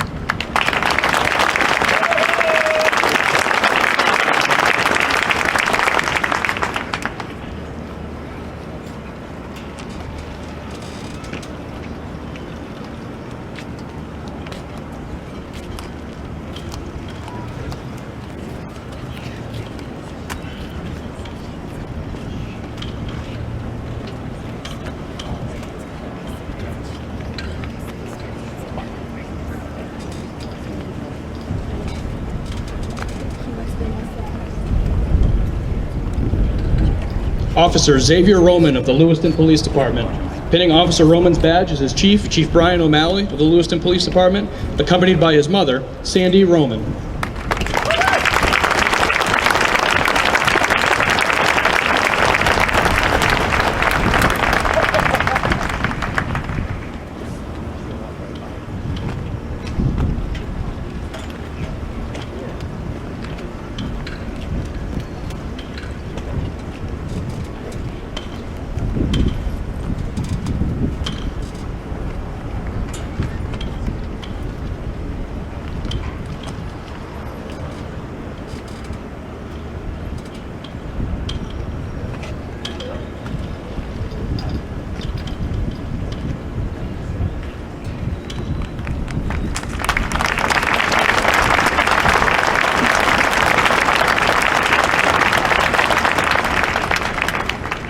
Trooper Recruit Denver Roy of the Maine State Police. Pinning Trooper Recruit Roy's badge is his girlfriend, Lakota Bouchard. Trooper Recruit Roy is the co-winner of the Sid Bridges Firearms Proficiency Award.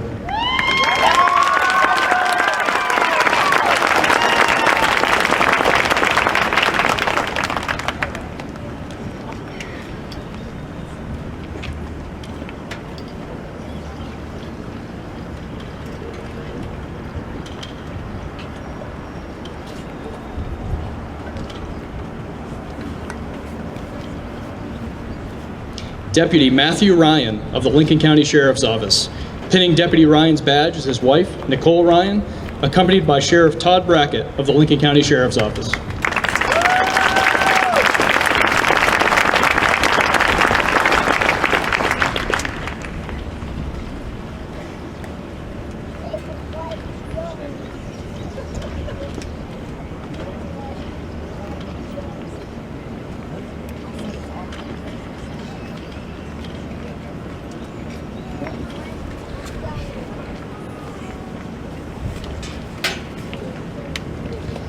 Officer Eric Sanborn of the Gorham Police Department.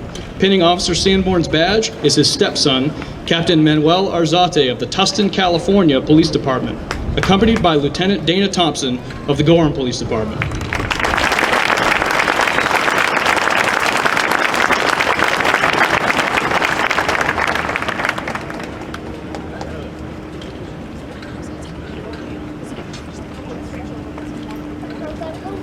Gotta go.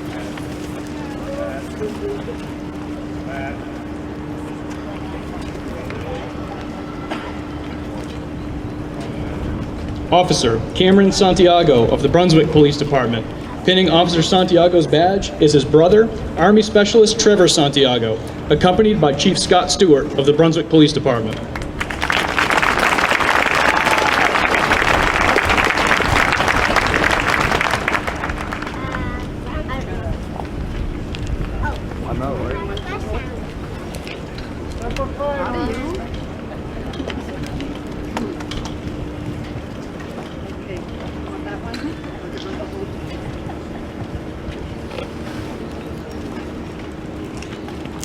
Officer Quincy Stewart of the Brewer Police Department.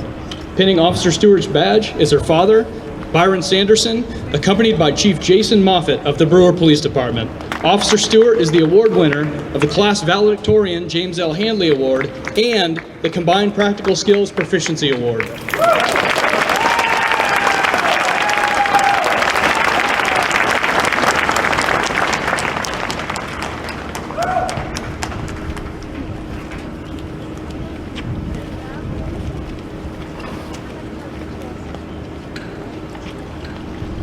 Officer Tyler Stockwell of the Bangor Police Department. Pinning Officer Stockwell's badge is his girlfriend, Cameron Parr.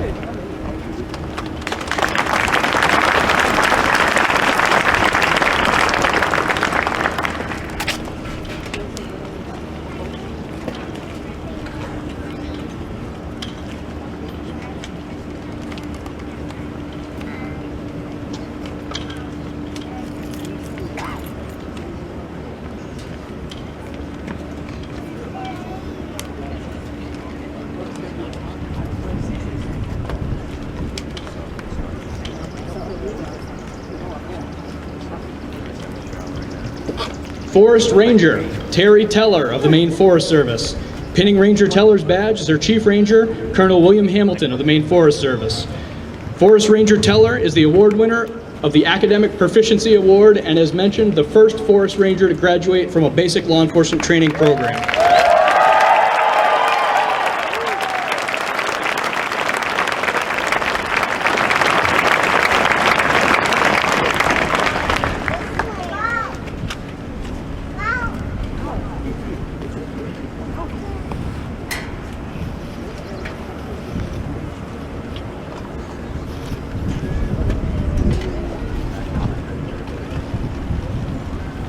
Officer Adam Tishy of the Saco Police Department. Pinning Officer Tishy's badge is his father, Thomas Tishy, accompanied by his mother, Donna Tishy.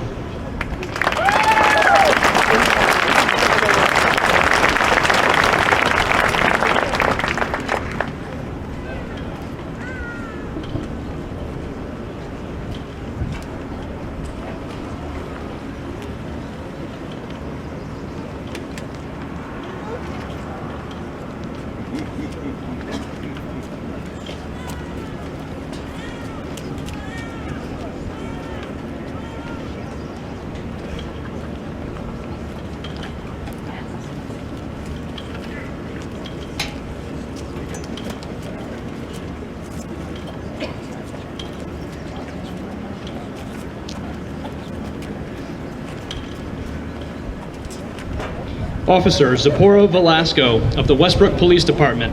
Pinning Officer Velasco's badge is her mother, Zimenia Velasco, accompanied by Chief Sean Lally of the Westbrook Police Department.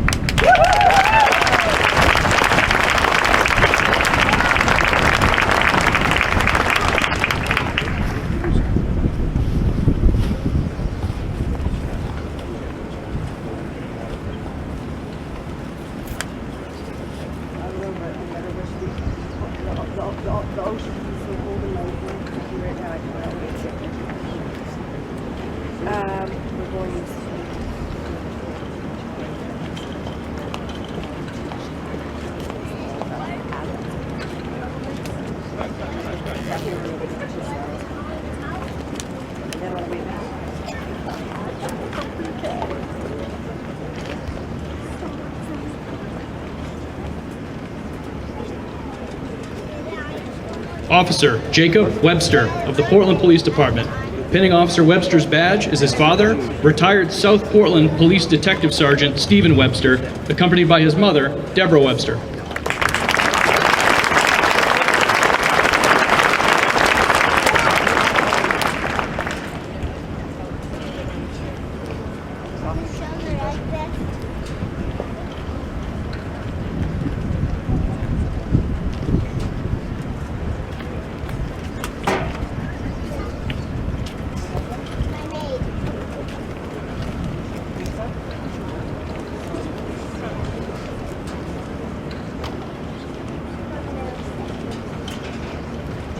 Officer Robert Welch of the North Berwick Police Department.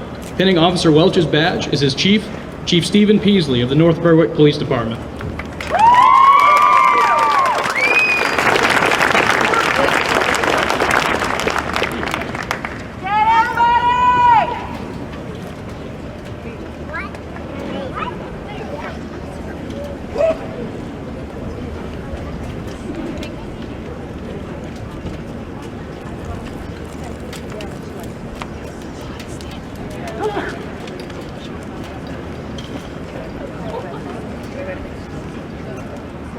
Officer Dakota Wilhoit of the Fairfield Police Department.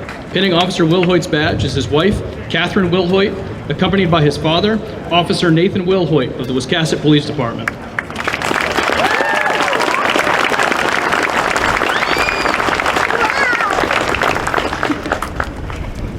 Running with water. That was a good session.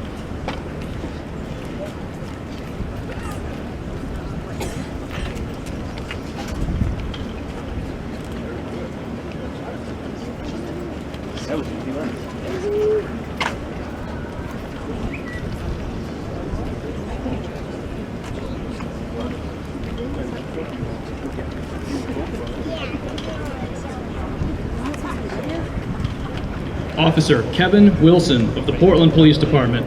Pinning Officer Wilson's badge is his Chief Frank Clark of the Portland Police Department, accompanied by Officer Wilson's fiancée, Grace Nevins.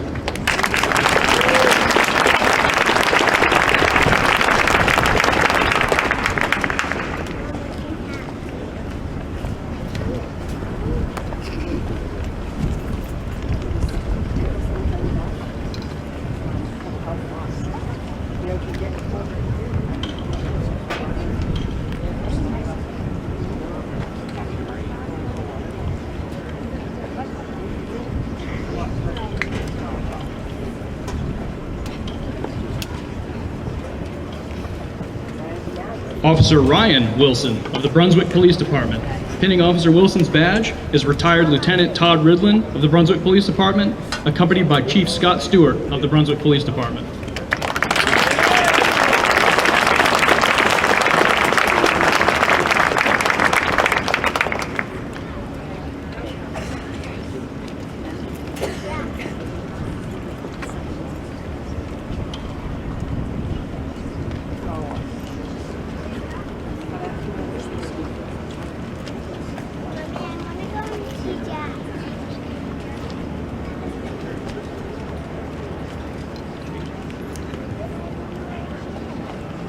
Deputy Gerald Winslow of the Lincoln County Sheriff's Office. Pinning Deputy Winslow's badge is his Sheriff Todd Brackett of the Lincoln County Sheriff's Office.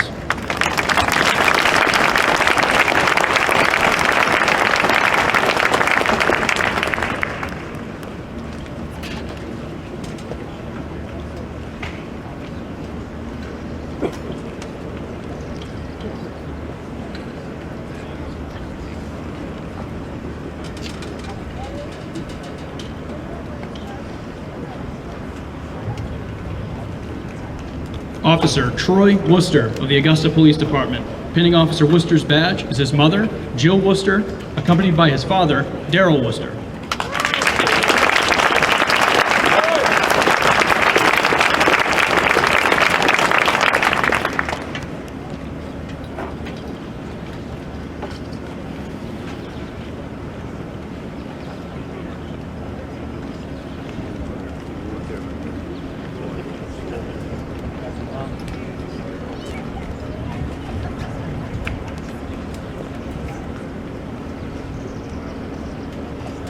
Officer Joshua York of the Skowhegan Police Department. Pinning Officer York's badge is his wife, Jessica York, accompanied by Chief David Bucknam of the Skowhegan Police Department.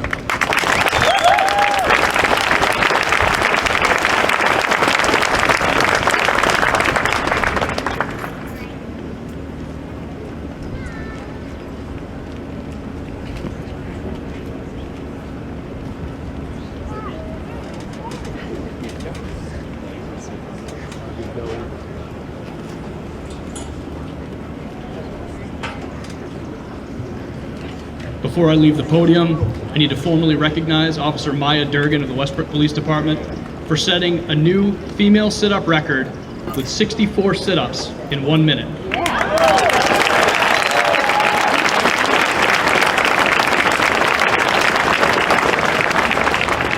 Ladies and gentlemen, the graduates of the 39th Basic Law Enforcement Training Program.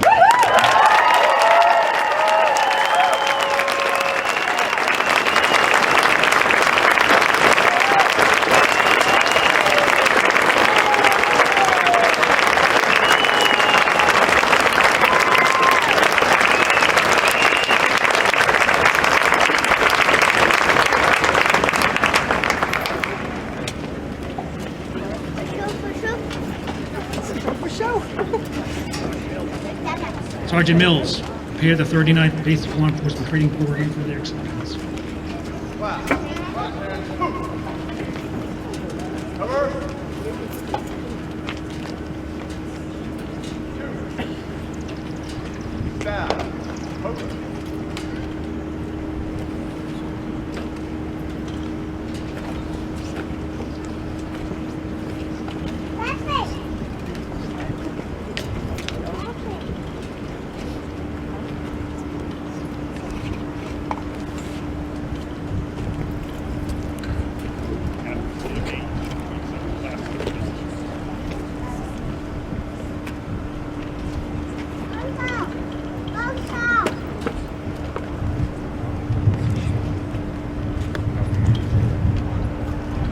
I'll ask Officer Donald Gray of the Portland Police Department to recite the professionalism the winner of the Professional Proficiency Award to lead the class in the Oath of Honor.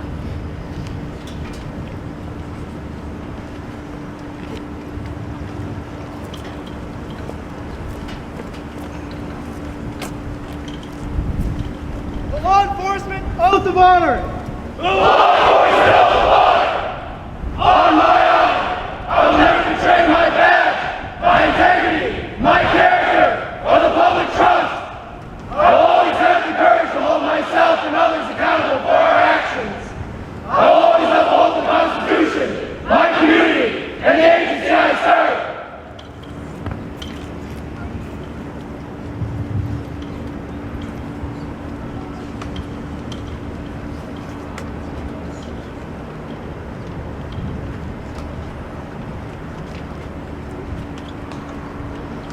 This time I would ask Chaplain Braystaff to come to the podium for the benediction. Cover.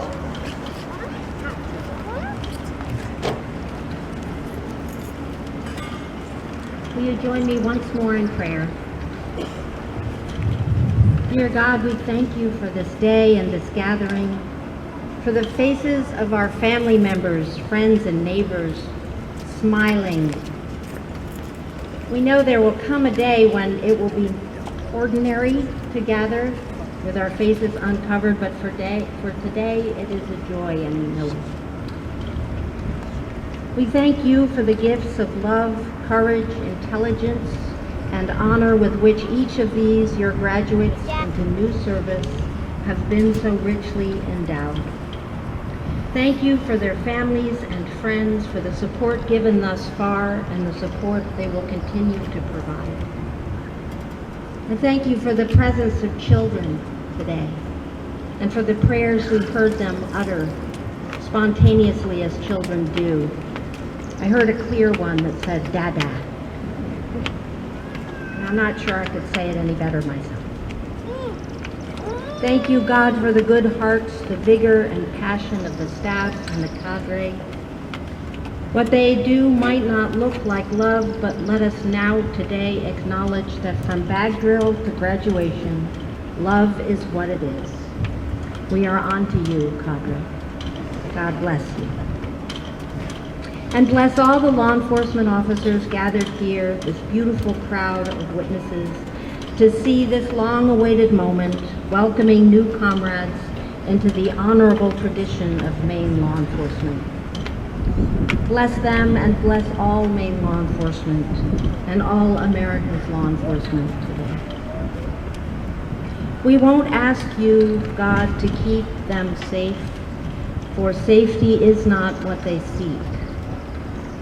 But we will ask you, God, to defend the goodness in their hearts. God, defend the sweetness in their souls.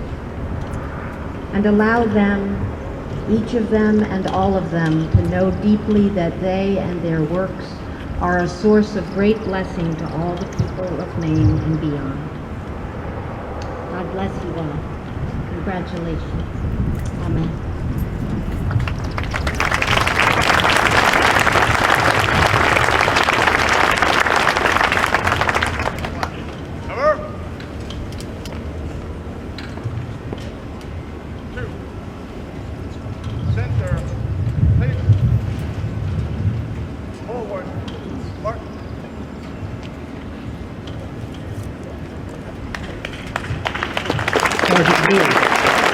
dismiss the class.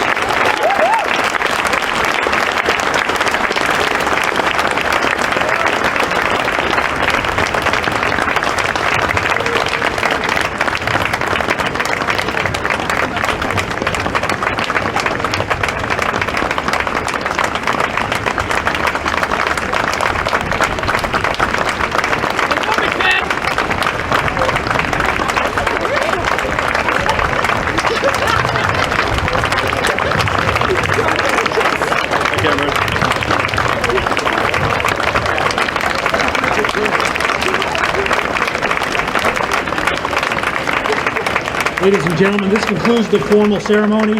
Again, thank you for coming. God bless.